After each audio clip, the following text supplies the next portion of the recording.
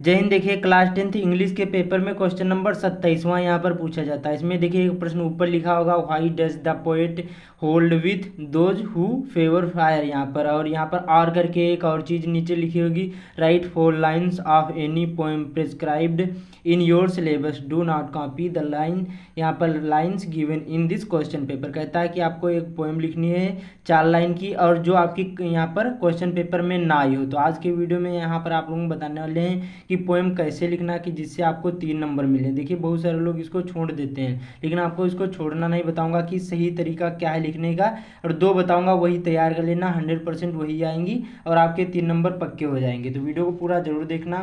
तो चलिए शुरू करते हैं कैसे यहाँ पर लिखना है। हमारे पास देखिए यहाँ पर बोर्ड एग्जाम की कॉपी है, तो इसमें बताऊँगा कि आपको कैसे लिखना है। तो सबसे पहले आपको क्या करना है, यहाँ पर देखिए इस प्रकार से जैसे कॉपी मिलेगी, तो सबसे पहले आपको काले पेन से यहाँ पर पटरी से लाइन खींचना है। जैसे आपके यहाँ पर क्वेश्चन हो गए आगे जितने भी हों, और आपको ध्यान रखना नए पेज से आपको पोएम लिखना है। तो इस प्रकार से लाइन खींचने के बाद अब देखिए क्वेश्चन नंबर कितना हमारा है, 27वां है। तो कैसे लिखना है कि जिससे आपको फुल मार्क मिले, तो वीडियो को पूरा जरूर देखना। 27वां क्वेश्चन है। तो ऊपर आपको क्या करना है, जैसे सपोज करिए आपको याद है, तो यहाँ पर आपको क्या करना है, प्रश्न भी नहीं उतारना है, जैसे जैसे बताऊँगा वैसे ही करना है। क्वेश्चन नंबर कितना है, यहाँ पर 27वां है, तो आपको क्वेश्चन नहीं लिखना है। तो इस प्रकार से आपको लिखना आंसर टू, क्या लिखना, काले पेन से। और बोर्ड एग्जाम में ध्यान रखना है काले और नीले ही पेन यूज करना, आंसर टू यहाँ पर। उसके बाद में लिखना है क्वेश्चन, क्वेश्चन उसके बाद में नंबर, नंबर के बाद में कितना, 27वां है, तो यहाँ पर इस प्रकार से 27वां, इस प्रकार से आपको लिखना है काले पेन से, ठीक है। या फिर इस प्रकार से भी लिख सकते हो, आंसर नंबर भी लिख सकते हो, क्या है, आंसर नंबर भी लिख सकते हो 27वां, या फिर आंसर टू क्वेश्चन नंबर भी लिख सकते हो, बात सेम ही होती है। इतना लिखने के बाद अच्छी अच्छी राइटिंग में उसके बाद में डालना है काले पेन से हेडिंग, यहाँ पर क्या डालना है, पोएम, क्या डालना है, पोएम। अब देखिए पोएम डालने के बाद एक चीज़ आपको देखना है, जो आपका पेपर होता है इसमें देखिए एक पोएम दी रही होती है, तो ये ध्यान रखना वही नहीं उतारना है, वही जो उतार दोगे तो आपको नंबर यहाँ पर नहीं मिलेंगे, नंबर कट जाएंगे।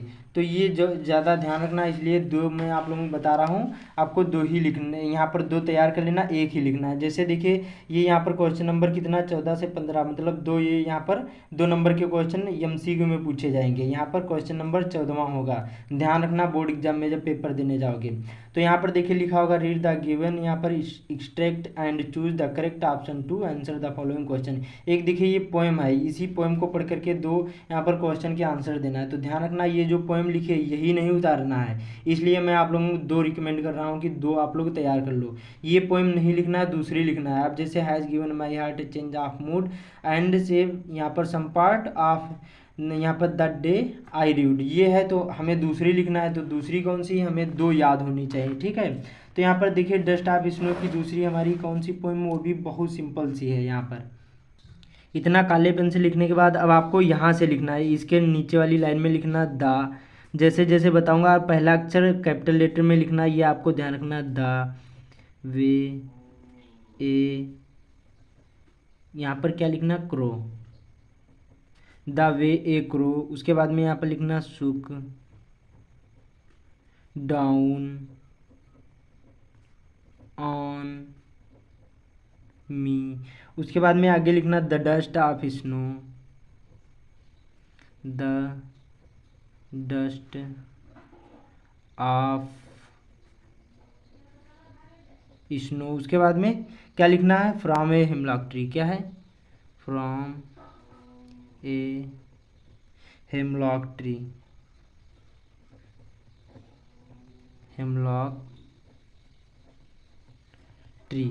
इस प्रकार से आपको लिखना है, 3 नंबर मिल जाएंगे। तो कुछ भी नहीं करना है, आंसर टू क्वेश्चन नंबर ऐसे 27वां डाल देना है, पोएम यहाँ पर है, इस प्रकार से हेडिंग डालने के बाद इस प्रकार से लिखना है, और अच्छी तरीके से लिखना, पूरे के पूरे नंबर मिलेंगे जैसे मैंने बताया है, और जितनी अच्छी राइटिंग होगी उतने ही अच्छे मार्क आएंगे।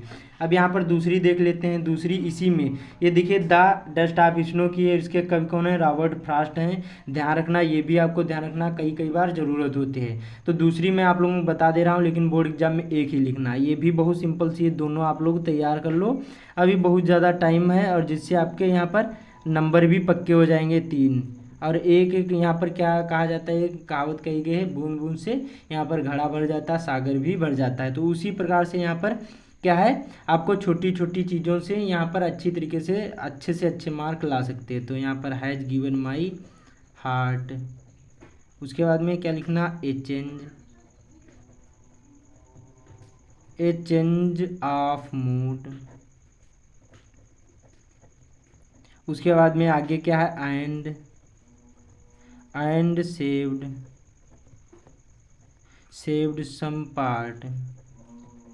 सम पार्ट, आगे क्या है, of a day I had read.